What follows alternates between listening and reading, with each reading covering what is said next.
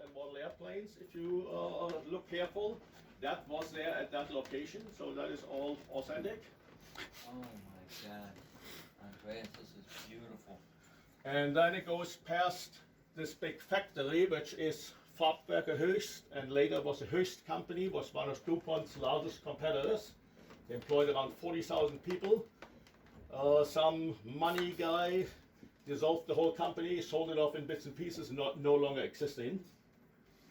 But at the time of my railroad, it was there.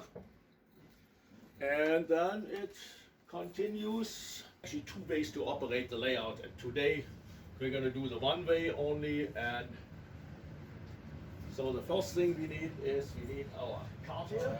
Okay. And now comes where people have a certain degree of freedom what they want to do. People have their favorite trains, and I'm just going to take this train here, which happens to be a push-pull here. And again, I had to omit one station. If I ever have a bigger basement, I'm going to splice that in. I mean, it's all modular. I can just pull it apart and put a station in if I got the space. Okay. And then we're going to come to a small town, Hofheim.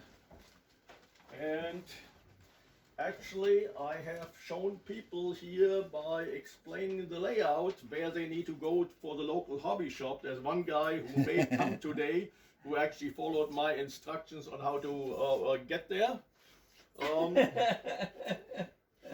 And then we're going to come to the next place, which is a small village.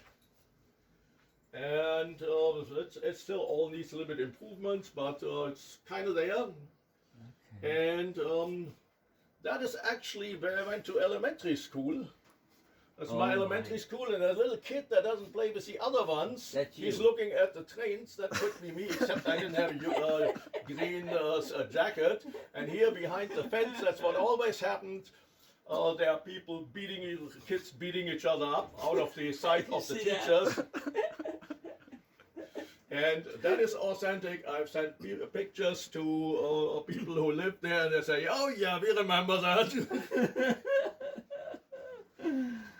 And then I did get complaints from the locals because my fence where the chickens are fenced in was incorrect. I had a wire mesh fence, and they complained and said, "The wire mesh fence is incorrect. You need to correct that," and I corrected that. And then sent pictures of proof that I did my job.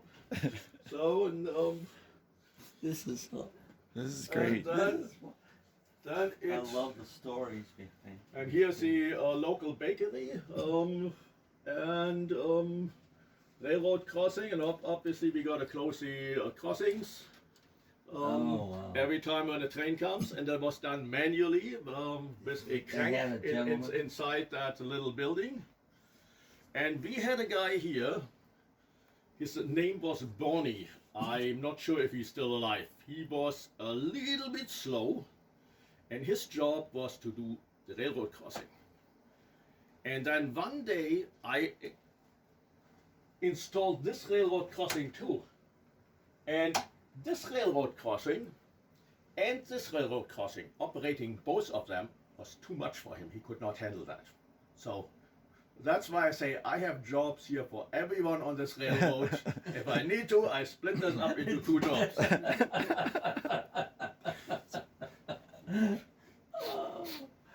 And then we go to this little town. This is Epstein, and that's also the. I'm missing, unfortunately, some trackage that just didn't work out space-wise to put it in. And the other place where I sheeted is the castle. It's that perspective, forced perspective. So, and then we got the storage yard where everything turns around. And we got a bunch of buttons here, and I'm going to explain how to push the buttons once everybody else a few more people are here. Some know already for people, and very few responded. But that's often the case that some people show up late, some people don't show up, then people show up who heard about it. Oh, you have a work tricking too. Of course, I mean it's a temporary hookup, and there it goes up, and it's a real cork train. Oh my.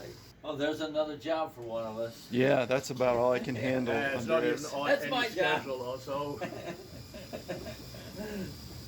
I mean this is a recent addition that I did just because I was obligated. Here.